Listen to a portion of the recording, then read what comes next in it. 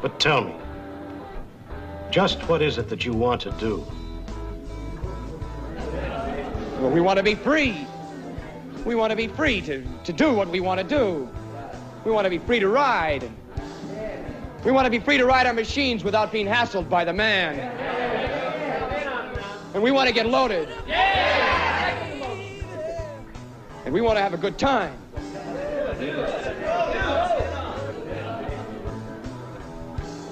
And that's what we're going to do. We're going to have a good time. We're going to have a party.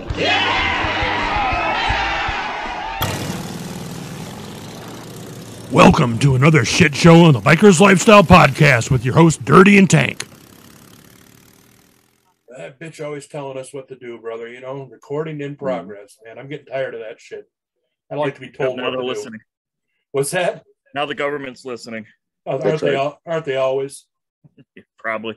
Yeah. Let them. Well, we're sitting here with Shaggy, 1%er from Shaggy's Corner, MC Life. Did I get that right? Mm-hmm. Right on. Who's a pretty big deal on YouTube, folks, so you ought to check him out. Go ahead, Dirty. You usually bring us in. I just open my mouth up. I'll shut the fuck up. Well, yeah. Unfortunately, I had like a raging burp right when we started the recording here. But oh, yeah. So no, Bikers I mean, burp, no way. Oh, dude, you know how it is. But so Shaggy, I guess our first question is, what drew you into the 1% world? What brought you into it as far as like wanting to be part of it? Well, so I kind of grew up around an old club that no longer exists, the Dirty Dozen Motorcycle Club in Phoenix, Arizona, when I was a kid. I mean, I was a little guy, and a lot of family was associated with them back then. And it was just man, them guys were something else back then. Knowing what I know now, I mean, the history and stuff, those guys didn't have jobs. I didn't know that. Those guys, rode all the time. They were actually really dirty.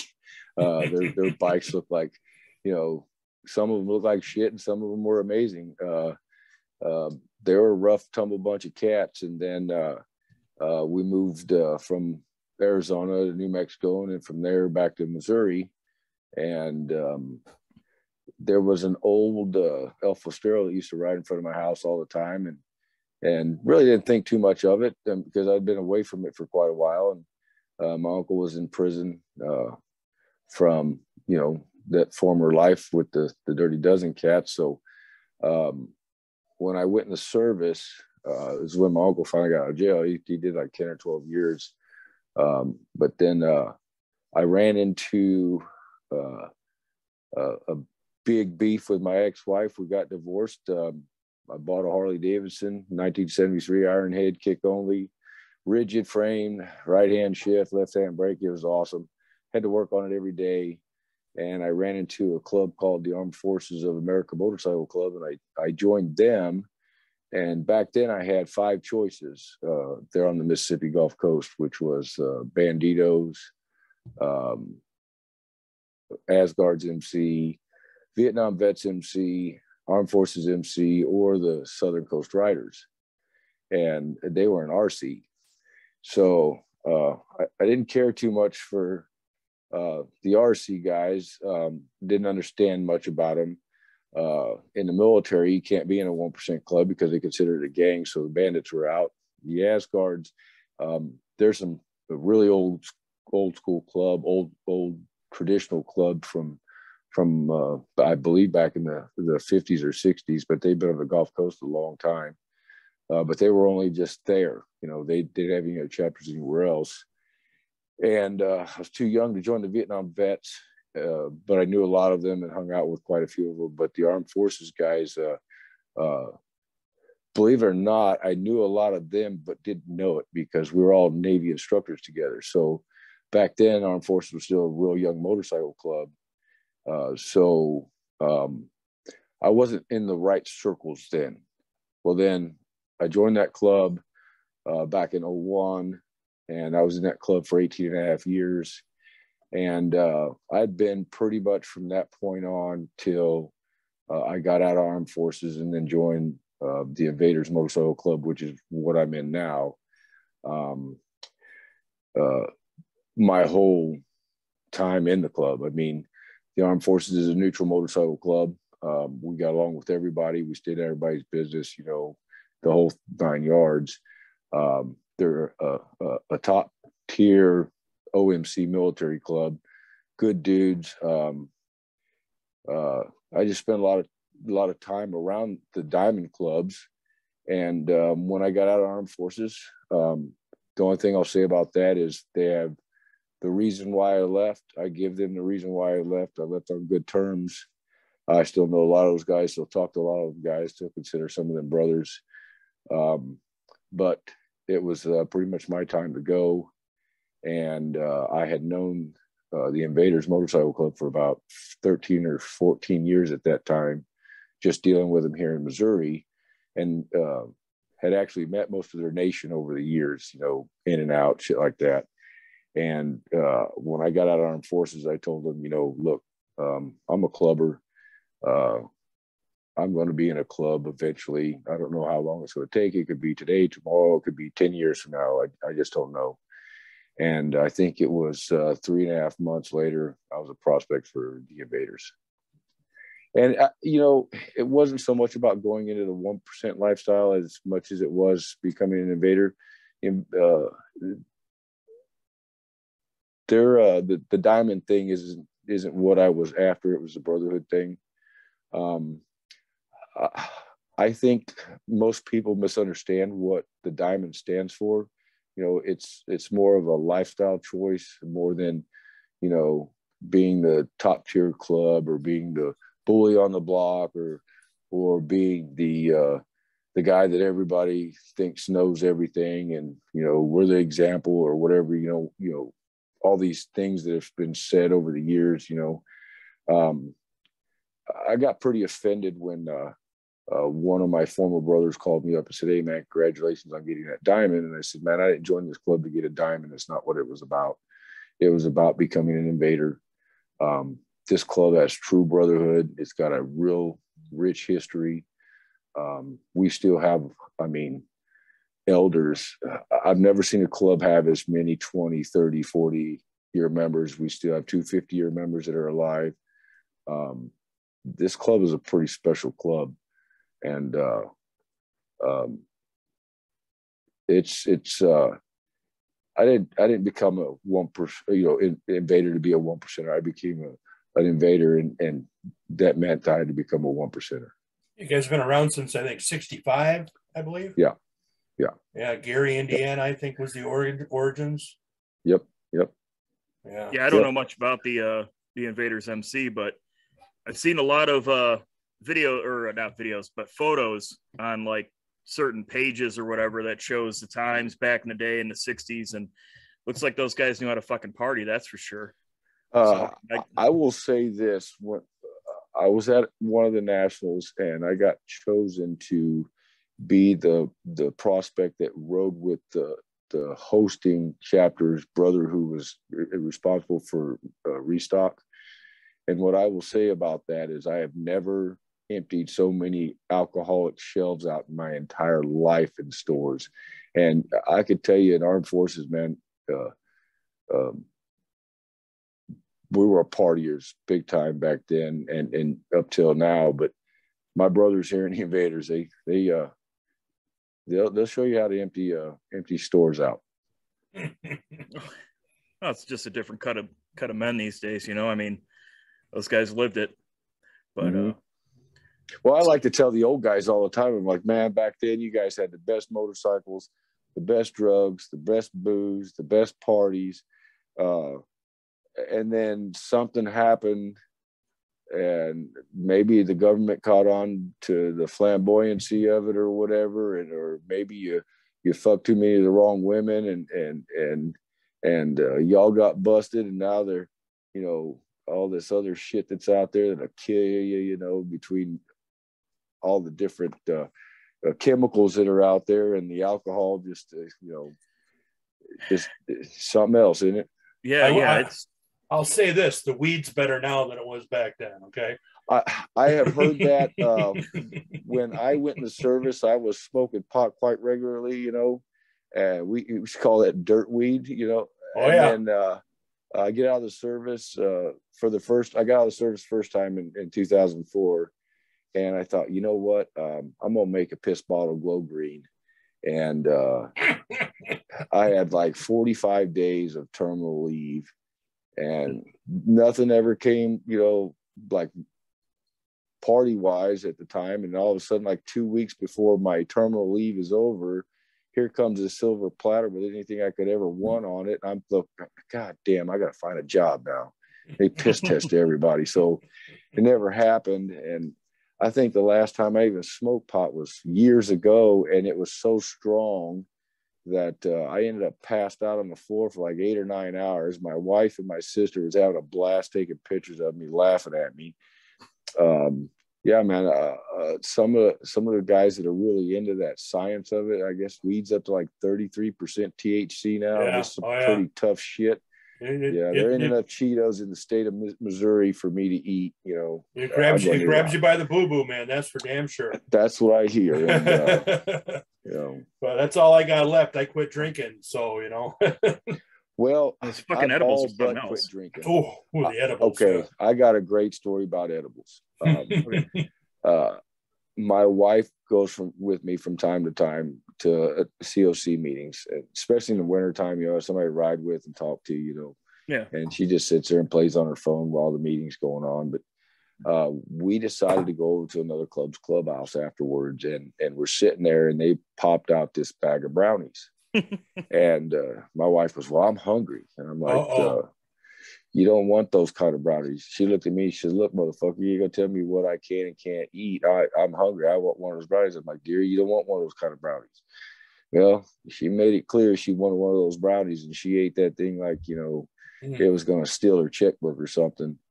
And it didn't take but about 20 minutes. And yeah, she was in the truck the rest of the afternoon. We may or may not have accidentally dosed people before because they ate the wrong kind of cupcake. So yeah, we used to do that back in the day. But man, I'm even cautious now. You know, guys will be like, "Hey, you want some of these?" And no, I won't eat pastries anymore around an MC. Yeah, I got a friend of mine who makes his own caramels because he dabbles in that, and buddy of his is in a club, and he was up. I had to do something on stage at some club function, and I remember him telling me the story. He was like, I'm standing up there, and a guy's standing next to me, and I'm ready to go up with the microphone, and I'm like, hey man, did you eat that caramel that what's his name gave you? Yeah, and he's like, it's kicking in, and he's like hanging on for dear life. You know, I've tried some of that CBD with a little bit of the THC vaping. Mm-hmm. I hurt myself pretty good in the military, so fucked my back up, my neck up, you know, so it kicks my ass from time to time. Plus, you know, years of riding a rigid that helped with it too. And this one particular party we were having, I couldn't move my neck, my back was stiff. I mean, the whole chapter was there, and like 10 other chapters, so I had to be there. I was the president of the chapter. It wasn't like I just lay at home in bed. And one of the brothers says, hey man, try this CBD, you know, with a little bit of THC in it. And I'm like, look, man, I'm not trying to pass out in the middle of this party, you know. He says, no. And I actually liked it. And it kept me just right below cloud 9, but I could move my neck. My back felt good. I mean, I'm sitting there like this down 1 minute, and then all of a sudden, I mean, my neck's turning all the kinds of ways. It was great. Yeah. And I just ain't sold on the vaping thing, man. All the studies are coming out about how bad it gives you popcorn lung or some shit like that, they call it. You want to weigh in on that, Dirty? Well, as he's vaping away, you know. Yeah, I mean, to each his own. I don't care. Oh, I hear you. No, it's, you know, with vaping, it's one of those things where it's so new that there's not a whole lot of kind of like the COVID shot about it, and a lot of the rumors and a lot of the bullshit that comes out is all over the place. Like the popcorn lung thing, basically the popcorn lung thing came from an article because microwave popcorn. They found some factory, I don't remember where it was, and the butter flavoring that they were using in this microwave popcorn was fucking up people's lungs. It caused a guy to have cancer. Every day he'd eat a bag of popcorn. I read this article. It was awesome. I'm like, man, I eat popcorn all the time, but I don't stand over the fucking microwave and sniff the fucking steam coming out of the damn thing. Dude got cancer from it. It was the funniest thing I ever heard. Right? And then they found like some Chinese company was making this vape juice or whatever in and it was putting in Indonesia or whatever. It was some sort of butter flavor, and it was the exact same chemical that they were putting in microwave popcorn. And that's where they came up with, if you vape, you could get, popcorn lung, which, well, yeah, it don't make sense because vaping is steam. It's a liquid. So it's like, I don't know, man. I always like, either I'm going to drown or I'm going to have fucking popcorn lung. Either way it goes, I just stick with cigarettes and nicotine and all the other shit I put in my body. So, well, tell you what, it is dangerous though, because apparently the units can catch on fire in your pocket, right, brother? Yeah. You can set yourself on fire. Yeah, it happened to him. Really? Yeah. Oh yeah, it went off in my pocket. Yeah. I'm going down the fucking road, and it's in my vest pocket, and I'm like, man, I smell fucking pancakes. And the fucking wife is on the back of the bike, and she's like, yeah, I smell that too. What the fuck is it? I'm like, I don't know. Somebody's making pancakes. You're not cooking back there? I mean, yeah. What the fuck? And, we're going down the road, so you don't smell any, you don't see smoke or anything because it's all bailing behind you. We stop at a stoplight. Fucking smoke comes wafting up, and at the exact same time the smoke comes wafting up, some guy is passing me on the street, and he's like, hey dude, you're on fire. Sure as shit, I'm on fire. So yeah, there's a big fucking hole in my vest and shit from where the flames are. I'm fucking beating the hell out of myself trying to put the fire out. Outstanding. Yeah, so that happened. It's fucking great. Oh man. So I don't know if you heard, if you talked to to BD or talked to Hollywood, but we're part of the roundtable now too. Good. Yeah. So we'll be there weekly. That came about, right? I was just going to ask you, talk to us about that. So me and Black Dragon had talked. Actually, finally, through his videos and stuff like that, I finally talked on the phone. We were on the phone probably 2.5 hours. It was crazy, and. Black Dragon's an old school dude, man. He's got a lot of old school values. A lot of guys like him are cut from the same cloth that I'm cut from, so we have a lot in common. Plus, he's prior military, so we understand each other's language. The same way with Big Bone from the Outcast. Him and I, man, we work off each other real well, being the white side, the black side of things. On top of both of our clubs know each other, well enough. So there was a talk that, hey man, why don't you and Hollywood get together? And first it was actually Hollywood. Hey man, why don't we get together with BD? And then so him and BD got talking, and then I got invited to it. So it turned into like a deal. I think it's labeled 1%ers in social media or something like that. It's on Black Dragon channel. That was the very first roundtable we had done. And I said, man, we need to do something like this and call it like a round table or around the campfire, because that's how brotherhood is created these days. It's in, rarely in a garage. It's usually, at a national or at a club party or something where you're sitting around the fire and bullshitting, telling stories, and it just kind of escalated from there. So that was on a Friday night. Well, Sunday is when we did the first round table. And I think you guys might have been the very first guests. Oh, no shit. I think so. I think it was a last minute type thing. Matter of fact, I think it was you guys, and I don't think Big Bone had been on there yet. He may or may not have. Big Bone was on there with us. So you guys would have been on the second one. Okay. I think. Yeah. The first one was me, Hollywood, Black Dragon, and man, I have to go back and look now because I don't remember, but that's what started. It was the interview with me, and I said, this would be a good thing, get some of these guys that have created some of these channels that are legit on a big group thing and talk about the things that we talk about. And I was the only 1%er, I guess, at the time. And I was telling them, look, you know, there's things that I won't talk about or answer because there's things that I still think are sacred in this lifestyle that don't need to be talked about. And those first couple episodes, man, especially after Big Bone got on there, I flat out tell him, ain't none of your business, you know. Yeah. I'm not going to talk about this kind of shit. It's club business. I don't want something that we're doing that's positive to be shut down because club business is being talked about, because club business should be left for the club, not for the whole world to know. Well, yeah, I mean, we're not even in the 1%er world per se because of, you know, the type of club that we are. But yeah, exactly. Certain things cannot be said on the fucking internet. You know, I mean, I don't care how innocent it might seem. You know, the cops, the fucking feds, whatever you want to say, they're always looking for an in. They're always looking for some way to fuck with you. And well, with you saying that, you know, the cops already have their in. They already know how the ins and outs are. They learned everything they needed to learn back in the 60s and 70s and early 80s when they went after the mafia. When they figured out how to use RICO, and Robert Blakely explained to them, because he's the one that wrote that law, when he explained to the feds how to use that and go after the mafia, after the early 80s, when they started going after the bikers really hard, when it became like the early Angel stuff was that I've, you know, researched and found was typically localized.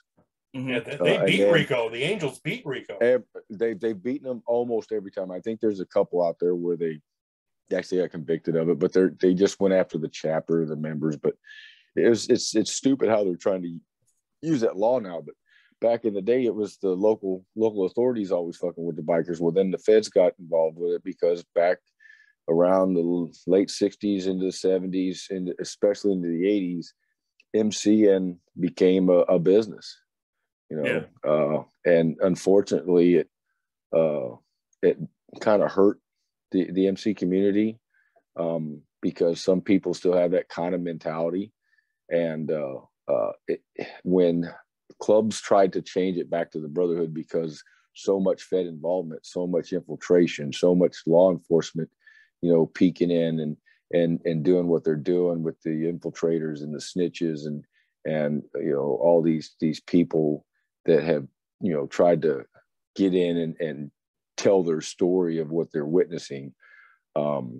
It pretty much hurt the MC community. So the feds now, they have the everything they need to know. I mean, way before the internet was involved, I mean, shit, they had it down packed in the 90s. They had it down packed in the 80s. You know, when they took the Dirty Dozen down in 84, 85, that movie, Beyond the Law with Charlie Sheen, that was about the Dirty Dozen Motorcycle Club and how they busted those guys.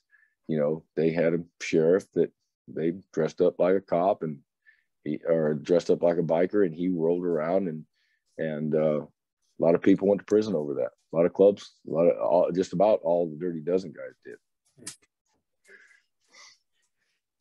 I hear what you're saying. So what do you think about Hollywood and what he's doing over there in Insane Throttle? I'm just kind of curious because I like his new format with doing the good things that the clubs are doing. Yeah. I like always like, you know, whenever you slam the cops, man, but that's also how you incite them. Yeah. You know, he's done biker news a long time. And what I would always say about biker news, especially on his platform and others like his platform, especially from YouTube, if you'll notice when he does his stories, they all come from something else, right? That club made front page news somewhere. And he has a platform that's strictly for, you know, bikers. And so it takes that format that came from another state, another township or whatever, and, you know, it's made national news. So it's going right in he's not really doing anything wrong. The problem that I will always see with biker news is it really sheds a bad light on all of us. And when the media that is the media that Hollywood's getting his information from puts their spin on it, there's only one side of the story. That's why guys like me, guys that are part of the NCOC, come into play, where the NCOC's 100% purpose is to get our side of the story out and debunk a lot of what the the media is putting out, debunk a lot of what law enforcement's putting out, and what's even worse is these stories that's being reported. We'll go back 6 or 8 months ago, or maybe a year ago 6 or 8 months ago, when the pagans got busted out there in West Virginia. They said 30, 40 pagans got busted. Well, come to find out, it was like maybe 3 or 4 of them.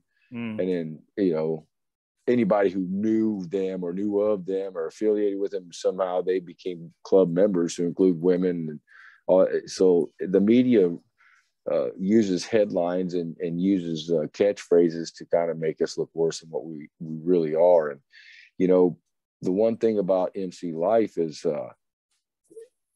you're going to have people in clubs that are going to do what they want to do. And if that's the case, so be it, man. That doesn't mean it's the club's ideology or the club's benefiting from it. I don't judge my brothers. Whatever they do, they do. If they're doing something that they shouldn't be doing, they don't let me see it, because it ain't none of my business. I don't want to see it. I like the plausible deniability. If these clubbers are out there doing the dirty deeds, they better be smart about it, because today's technology, man, there's no more shadows. I mean, there really isn't. No, everybody's got a fucking high definition camera in their pocket, and every business has 30 cameras up, and every major intersection's got a camera. Yeah, highways, you name it. If you remember right, and under our Constitution, we have the right to a speedy trial and be judged by jurors of our peers, right? And that jury's not to be tainted. But with today's technology, man, it's not hard. And for people who said they didn't know anything about the Rittenhouse, deal, or the O.J. Simpson trial, or all these other trials that's been going on, that's been making mass media, they're out of their fucking minds. The only thing our jury, and we can hope out of our jury, is that they're going in there with a clear mind and an open mind, and they'll listen to the facts of the case now. Because everybody, I mean, it's almost virtually impossible to not have heard about a case. Yeah. Well, and that's, something I was kind of thinking about lately, is when, this whole Rittenhouse verdict came out not too long ago. Me and Tank did a video about it the next fucking day, because we live, Tank, he bounces around from Florida and Wisconsin, but at the time he was living with, in the same city or close to the same city that I'm in. We're an hour away from Kenosha. Mm-hmm. I was literally laid up at home, waiting to go to fucking surgery because I got into a motorcycle accident a couple weeks beforehand. I watched that shit live on Facebook. Yeah. Literally I watched him shoot that dude in the chest with a skateboard live on Facebook. Mm-hmm. Well, so, it's like the riots and shit that happened here after Mike Brown, which started all this shit. Yeah. They got like a mile from our house. So, and we watched it. It was unreal for like 2 weeks. It was like watching a TV program, a movie or some shit that just never fucking ended. Yeah.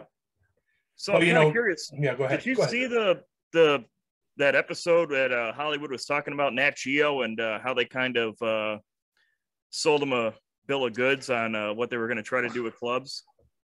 The episode hasn't come out yet. It was just a trailer for it. Well, no. I mean, the episode that Hollywood made. I saw it. I seen the trailer that he played on Monday. Yeah. What's funny is I know all the guys that they showed in there from the clubs. Right. They're good dudes too. So I mean, I didn't understand exactly what he was bitching about with just the trailer. I mean, it looked like they were covering several things, from motorcycle clubs to the cartels to gangbangers. It kind of like the who did that? It was Kurt Sutter did that one, Outlaw Empires or whatever. They covered many clubs in that, and they also covered Aryan Nation. They covered fucking, the Bloods and Crips. They covered all kinds of different street gangs as well as motorcycle clubs. Sure. Now I don't know about all that other stuff that he was talking about. I didn't know that was going on. I did listen to his op-ed, I guess you would say, he gave on Monday, and I really think by him, man, the guy he kept talking about, I know him real well. He's a 40 some odd year member of that club.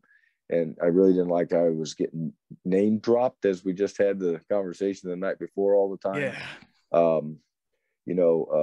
That club's people are pretty intuitive when it comes to an apology and shit like that. It could have been done over the phone. The rest of it, as far as what Nat Geo did with that deal between that club, Hollywood and Nat Geo, that is one thing, but I just hope nothing falls back on the member he kept mentioning. Well, here's the thing too. I mean, how many times have we seen a trailer which is way different from when the fucking movie comes out?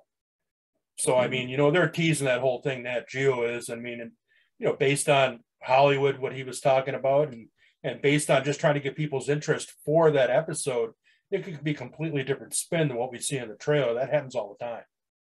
So anytime you involve major media, there's going to be problems, and there's going to be hiccups. And I mean, back when they were doing the ganglands, there was one club that actually told the Discovery Channel, hey man, we are going to control the narrative here. And they pretty much did for the most part, right? But then there was an agreement, if that was the case, then they had to do another spinoff show, which they only did 3 episodes. And I know some of the ends of that because I know that club pretty well. And I won't kind of get into it, but they got kind of screwed in the deal, man. That's one of those things. And reality biker TV shit, just, I mean, the laughing, was it the laughing devils? Oh my God. That was a disaster. And what's the newest one there? What's that? Well, the newest one there, American Motorcycle. That's like a Facebook or YouTube only, like that's, I don't know, man. That's funny. It was a joke. What I was going to get at, like that chick that I don't know, I guess is the main journalist, the investigative reporter for Nat Geo. What's that now? Is that what we're talking about? That investigative reporter with Nat Geo, that the blonde-headed gal? Yeah, she was on Joe Rogan's podcast, and she was talking about that whole series and what she was trying to do. I mean, I'm pretty convinced that, journalism and media or whatever, they're always going to paint bikers in one way because that's what sells. You know what I mean? We're always going to be the villain. It doesn't matter what you say. Well, we have to. We have titles like, Outlaw Biker or Outlaw Motorcycle Club. We're the bad boys. We're the boys that your mama warned you about. Those type of labels and shit like that just will follow us around till the day we all die and MCing goes away. Yeah. The thing is we're really boring when there isn't something to report on. We really are. I used to laugh about that with our now dead president, Chop. I say, man, if we were to actually do all the shit that we get accused of doing, we'd be having a fucking good time, man. I mean, really, we'd be having a great time. And, it's that secrecy, that need for us to protect ourselves, and the fact that we don't discuss club business, hell, with other clubs, let alone anybody else from the public.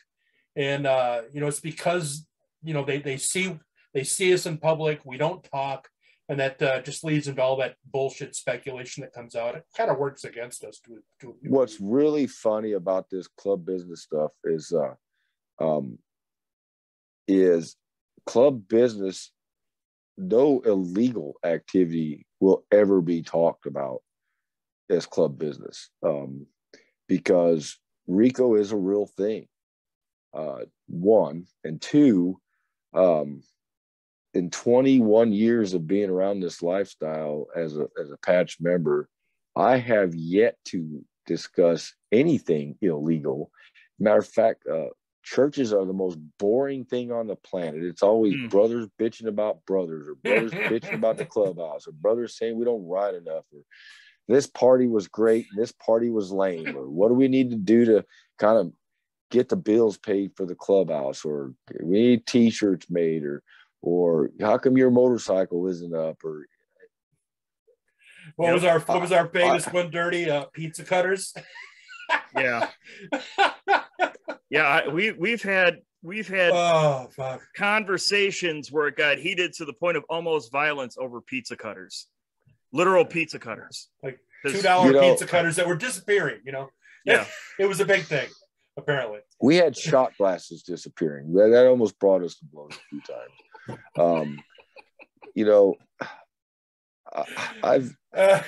I've lived a great, blessed life, and I've experienced a lot of stuff in this lifestyle. I haven't experienced the criminality side of it. I maybe I don't go out looking for it. I feel like I'm missing out on something, man. I hear you. I think what we're missing out on is the cameras where somebody says, "All right, action." Yeah. Here's what you got to do, type of thing. Try to stick with the script the best you can. There's no script to this lifestyle. I tell people all the time. A good friend of mine out of Florida, he's in a 1% club down there. Him and I were talking one day on the phone, and he says, I've been telling my guys we need to do a reality type, another Sons of Anarchy thing, except have it on a real 1% club and let them be followed around and go into churches and do this full access of everything. And I said, man, I wouldn't watch that. He says, why not? It'd be the most boring fucking show on the planet. It would be. Nothing ever happened, especially for the most part, Monday through, Sunday night through Friday, or Friday afternoon, because we all have to have jobs now. Thanks, government. So, and then bikers are typically, we have epic moments, at a party or, when we're all together, something always great and fun happens. But it's not like that we're living this whole epic nonstop party from the minute, we patch out in the club till, we die. It just doesn't happen. Yeah. Well, and that's just it. I mean, club life isn't about these super grand lifestyles that we're all living. It's moments that we're spending with each other. I mean, some of my fondest moments have been with the brothers on the road, stuck at a gas station because somebody's bike took a shit, and we got to send another handful of brothers off to a fucking hardware store that we're just assuming he's going to be there because a local told us that it's, 6 blocks down and to the right, because his fucking Evo decided to chuck the fucking lifter block off, and we're sitting there in the rain just fucking laughing at this guy. That's going to be a memory forever, but it's the worst episode of Gangland ever too. Every club has that same exact story. Anybody who's been in this lifestyle longer than a couple years has that same exact story. I mean, you talk about your cut getting caught on fire because of your fucking vape thing. Yeah. My leg got caught on fire because I blew a set of springs in the flyweights of my iron head, and a big old pretty blue flame comes shooting out the fucking pipes. And next thing you know, I'm running down the beach in Mississippi, and this cop's like, man, what are you doing? I'm like, my leg's on fire. He's like, dude, there's sand all around you. I was heading for the water. On top of, I was drunk as shit, and I wasn't trying to get anywhere close to that cop. Fuck yeah, man. I remember being stuck in some fucking podunk town in Indiana, and we're sitting at this fucking bar, and it was raining like a motherfucker. We had been on the road for a while, so we decided to have a fucking beer or 2 or 3 at this fucking bar. And we met a guy that self-proclaimed named himself Rambo, who, those side-by-side Rangers? Yeah. Those ATV things or whatever. We had one at the bar, and he drove it there, and only had 3 wheels. They're supposed to have 4, but did he have an eagle tattoo on his neck? What's that? Did he have an eagle tattoo on his neck? No, he was. Okay. He didn't look like a biker. I don't know what the fuck his deal was. Okay. But yeah, anyways, dude, he would tell us the wildest stories on how the cops were at his house and he was shooting at them because they were fucking with his cats. I mean, we still laugh about that fucking guy because he would just sit there and tell us fucking stories. And we're in Nowheresville, fucking Indiana. I mean, population 4 people, you know, and that's the kind of shit that you fucking remember. Not this, you know, oh, you know, we were running drugs for the IRA and then we shot up the ATF and then we had to kill a Fed and, you know, that episode. Oh, yeah. Well, I mean, I did a video on the Sons of Anarchy, and basically what I said in there was clubs need to quit blaming the media. They need to quit blaming a series about, you know, a club. It was a drama. It wasn't even a docudrama. It was just a fictitious drama that, you know, some guy put up, and it was popular. I love the fuck out of the show. I've watched it several times, all 7 episodes, all 7 seasons. You know, I watched the change in our lifestyle from season 1 to the 7th season, but it's not some Sons of Anarchy show that fucked our lifestyle up.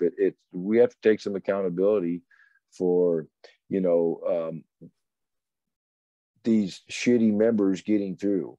You know, I say a lot all the time that a lot of guys have the heart of gold and they're upstanding dudes, but they're just not bikers. They're just not clubbers. Some of them ain't even close to motorcycle enthusiasts, but they make it through. It's like almost everybody gets a gold star. Everybody gets you know, I heard one brother say one time, well, everybody deserves a chance. Bullshit. Yeah. You know, we just talked about all that shit too. You know, every now and then one will slip through the cracks, but you know, they weed themselves out though. They really do. They seem to. That's for sure. One of the more popular episodes that we did was on the fake patch guy. Yeah. On the what? The fake patch guy. you know, Yeah, there fake patch guy. There was a story floating around Facebook. Well, it still floats around there, but a handful of years ago, there was a guy that bought some 81 patches off the internet.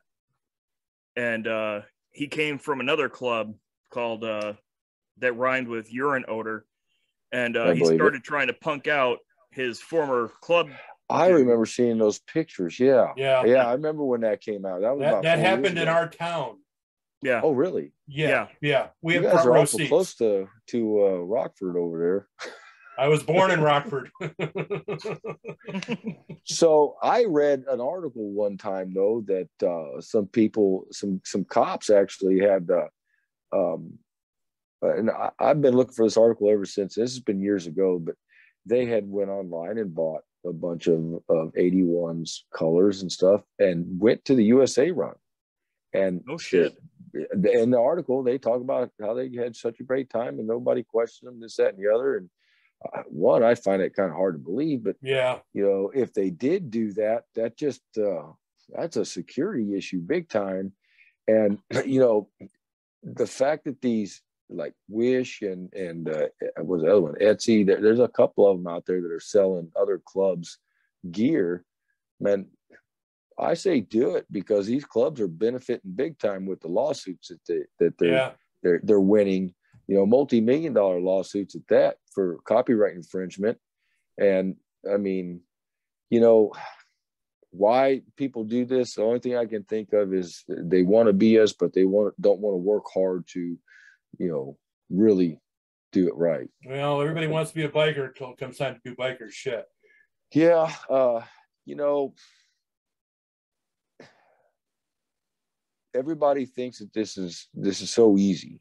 And I guess in a sense, maybe it has become easy because of the change of times. You know, the mentality of people is I was just saying this not too long ago with some brothers. You know, if you go back in history of motorcycle clubbing, back to the racing days, all the way up through the 50s and 60s and 70s and 80s and 90s into the 2000s, and it ends right at the late 90s into the early 2000s. Bikers, just about every one I ever run across was fucking huge. You know, big dudes, tatted up, long hair, long beards, very few clean cut guys. None of them, I don't think, went without tattoos. or facial hair, very few that were, just a mustache. Sonny was one that after he got out of prison just wore a mustache, but very few guys did that, right? None of them had jobs. The club was their job.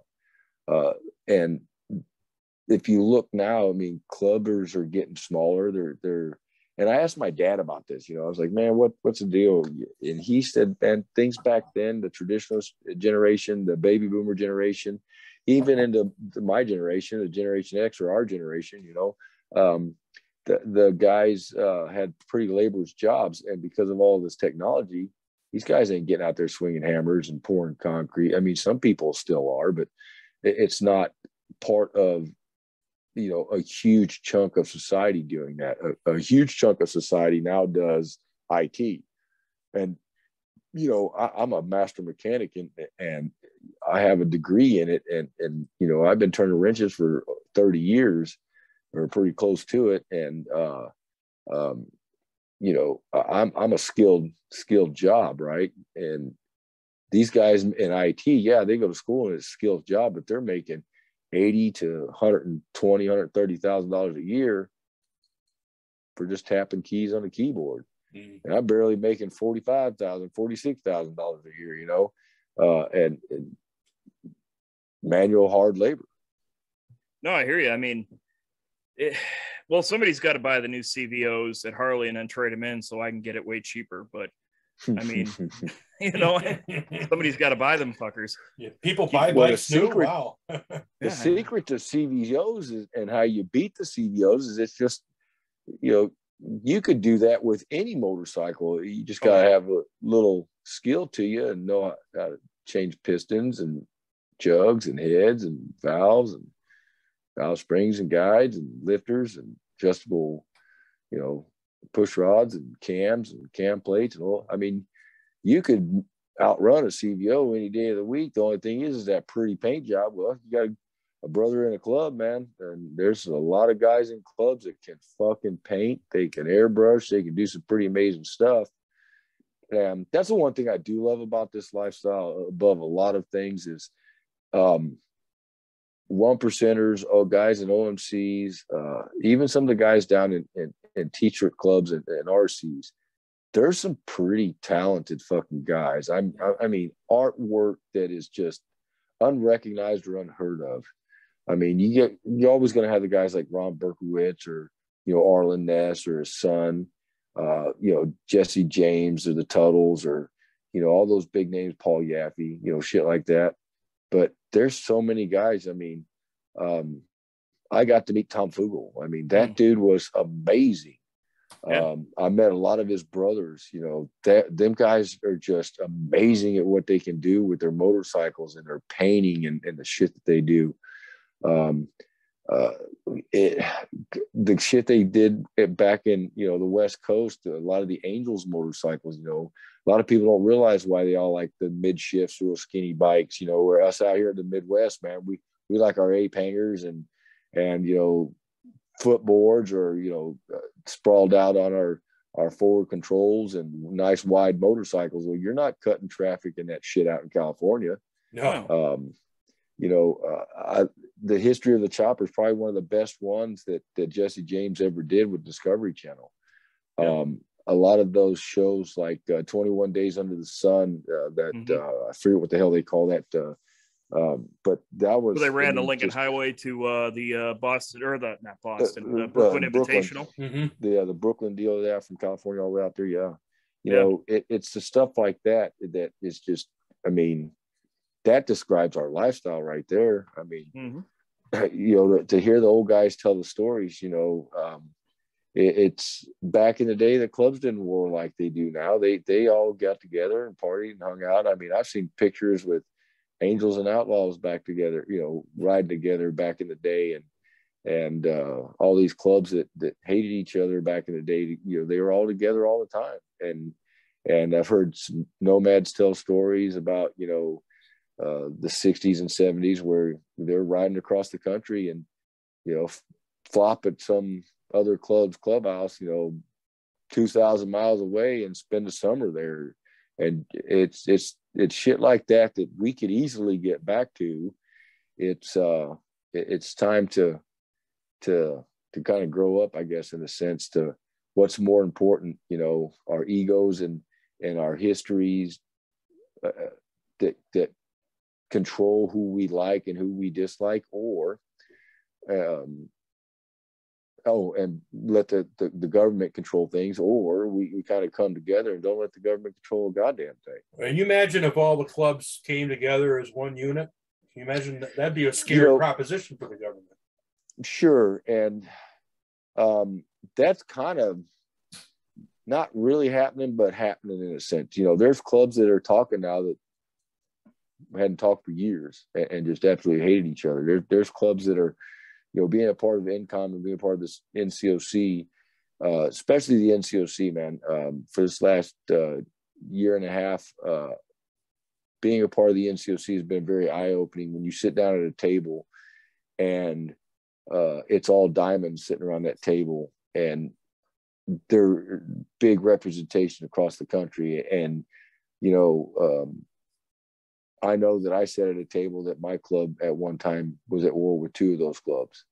And, you know, I got pulled to the side later that evening, and one of the guys who helped found the NCOC came up to me and said, man, I thought I would never witness that, where I seen, you know, somebody in white sitting down with this group of people. And I said, man, I can't believe I sat at a table where I seen guys wearing what they're wearing, sitting across from each other, and everybody was breaking bread and having a good time and telling stories. And it was really, really neat to be a part of. I mean, it was historical. Well, let's go ahead, Dirty. I'm sorry.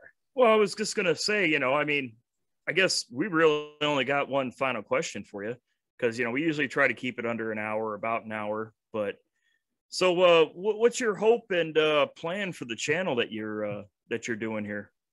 So with all the changes in our community, we've got to kind of come, you know, and change with it in a sense.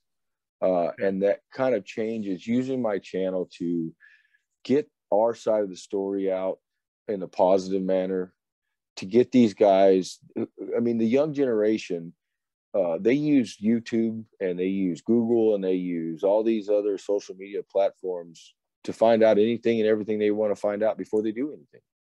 You know, I have a 23-year-old son, man. He's a prime example of it. He'll tell you in a heartbeat. You Google it or YouTube it, it'll tell you everything. I think the reason why we're not getting the 20-somethings like we used to get when I came through, and you guys, you know, can remember back then too, is because a lot of the 20-somethings are just not sociable people, because that's what technology has created. That's what schools have created. And, you know, my goal has always been to make sure that my club continues on into the future and that this isn't a dying lifestyle. So if we can get the stories out there and get the positive stuff out there, then it'll at least catch those guys' attention maybe, and they'll go to the club or clubs or whatever. You know, if this helps one club or if it helps all the clubs, then I've done what I need to do. And then they'll get the education there when they get to that club. The thing is there's so much negative shit about our lifestyle.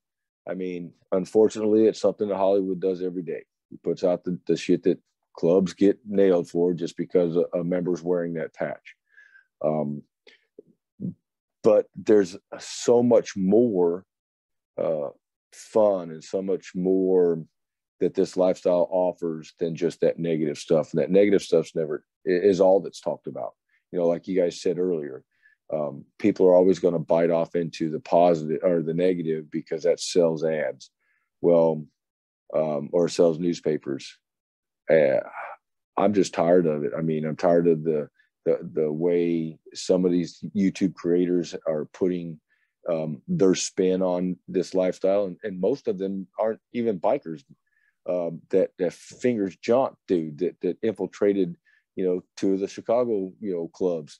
All he talks about, well, one of his videos, he's got a full patch of the Outlaws, a full patch of the Galloping Goose, and a full patch of the Angels. You know, right behind one of his videos. How can people watch that shit, man? He's a fucking snitch. You know, he's a narc. and then he wants to tell everybody, you know, what not to do and what to do. That's such hypocrisy. There's other guys out there. I mean, I hate to say it, but that's Sos the Ghost dude, man. I can't tell you how many times I've had to call that dude out on some of the bullshit he puts out. And some of it's correct, but now what he's got going on is he's putting out interviews that were done by other people, and he's trying to, you know, make something out of it because he's no longer really in the lifestyle. And he joined a club that started by the goddamn cops anyway. You know, it's just that I feel that I have a calling, I guess you would say, that my passion for this lifestyle is, I've been 100% in since day one, and I have had more good times than bad times.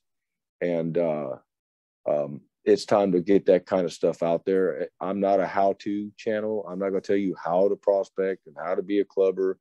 Go back and watch my videos. It's about, you know, what kind of person are you? What kind of, you know, morals do you have? Do you have integrity? Do you have, you know, respect? Do you understand how that works and what those mean, and trust and loyalty and servitude and selflessness, and also, you know, your passion and love for the motorcycle. I mean, you've got to have passion and love for your motorcycle, a relationship with your motorcycle. You know, it's about the importance of continuing this lifestyle on well into after we're dead and gone, and well into the future, man. It'd be something awesome to be reincarnated, and you see got motherfuckers riding around on flying, you know, scooters. That'd be pretty badass. Yeah. Well, I mean, fucking A, man. We need more guys like you out there putting out the good word.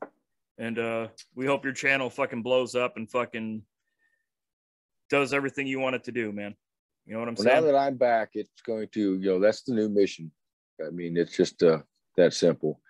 You guys are pretty inspirational for me too, because like I said the other night on the round table, you guys' straightforwardness, you guys' ability to, you know, love your club, love your brothers, and brag about it is something that is always unheard of. You know, a lot of people don't do that. So, you know, that's a positive message that these guys need to hear. Oh, we appreciate it. Well, thank you very much, man. And we'll be seeing, I was going to say we'll be seeing you on Sunday, but hell, this fucking video is going to come out after we've already done that at the round table on Sunday. So kind of guess it's kind of moot to say that at this point in time. What the fuck do we care anyway? I don't know. It'll be a good time. Oh yeah, no, always good talking to you, man. Though, and I'm glad that we're going to be able to get that positive message out, and maybe yell at each other a little more here this coming Sunday. You know. Yeah, we certainly will. You know, and the goal of that roundtable was to start some unification, not just between the clubs, but some of these creators, and especially the legit ones. And it's something that the whole community, I think, is earning for. I mean, I hear it at INCOMs and NCOCs all the time. It's just that simple. Right on. Well, thank you very much for coming on board, Shaggy, and sitting with us and preaching from your corner. And, right on. We'll be seeing you in the future. And hey, everybody, thanks for sticking around. Dirty's mom stuck around to the end, I know. And keep in mind, the most dangerous part of your motorcycle is the fucking nut that connects the seat to the fucking handlebars. Peace. That's right. You guys take care. Yep. Thanks, man. Thank you, Shaggy. Yeah, man.